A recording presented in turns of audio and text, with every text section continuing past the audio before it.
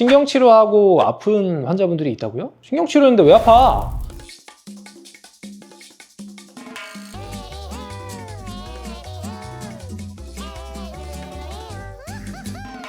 안녕하세요, 이빠루빠 억선생입니다. 만나서 반갑습니다.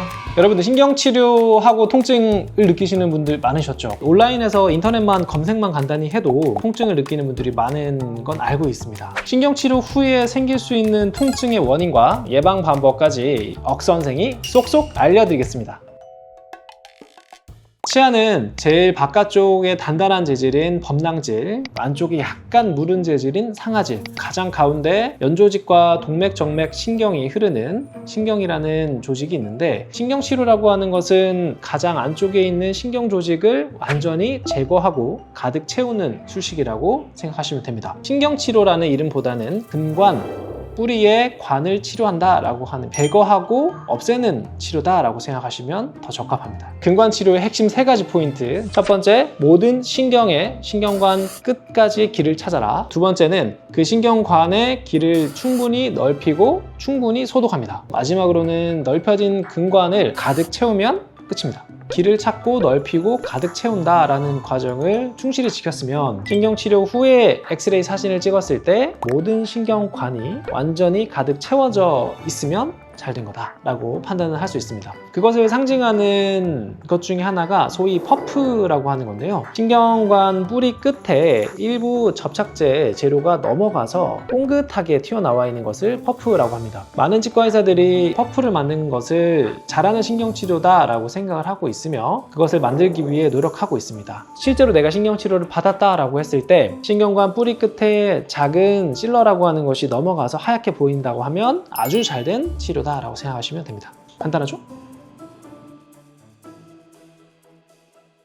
정확하게 말씀을 드릴게요. 신경치료를 하고 통증이 생기는 것은 신경치료가 잘 되지 못했기 때문입니다. 신경치료 중에 생기는 통증은 신경관 끝까지 길을 찾지 못하거나 충분히 넓히지 못해서 신경이 조직이 덜 제거되면 통증이 생깁니다. 치료 후 직후에 생긴 통증은 신경관 내부에 신경 조직이 일부 남아 있어서 생기는 통증일 가능성이 제일 많습니다. 한참 뒤에 생기는 통증은 신경관이 완전히 밀폐되지 못해서 그 안에서 세균이 살면서 뿌리 끝에 염증이 생기고 통증이 생기는 경우가 많습니다. 치과 진료에서 어려운 진료라는 기준은 눈으로 보지 않고 하는 진료를 말해요. 이거를 소위 블라인드 테크닉이라고 말씀을 드리는데, 눈으로 보고 하지 않기 때문에 손끝에서 기구로부터 전달되는 느낌으로만 판단하는 치료들인데 두 가지가 있습니다. 하나는 잇몸 치료입니다. 또 한 가지는 신경치료인데, 신경치료 하는 사진을 한번 보면은 아무것도 보이지 않습니다. 신경관을 찾아 들어갈 때 이 끝에 느껴지는 감각을 통해서 길을 잘 찾아 들어가고 있는지 온전히 손맛으로만 판단을 해야 되죠.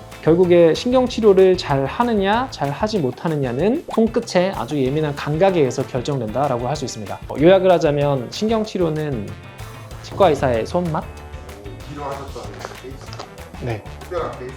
너무너무 많죠. 진짜 매일같이 그런 일이 있고, 그래서 진짜 난이도가 높은 케이스들이 그냥 심심치 않게 오는 거죠. 신경치료하고 나서 아픈 분들을 위해서 관리 방법이라도 좀 알려주세요.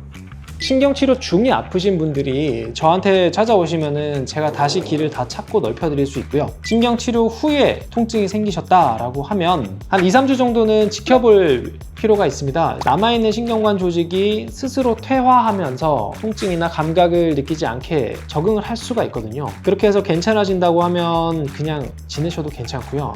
한 달이 지나도 지속되는 통증이 있다라고 하면 제거를 하는 게 맞다라고 생각합니다. 즉, 재신경치료라고 하는 것을 시도해 볼 수 있습니다. 약 먹는 건데 거의 해결이 잘 안 되죠. 차라리 가까운 신경치료를 전문적으로 하는 치과를 찾아서 검사 혹은 진단을 다시 받아보시는 것을 추천드립니다. 주에서 4주 정도? 네.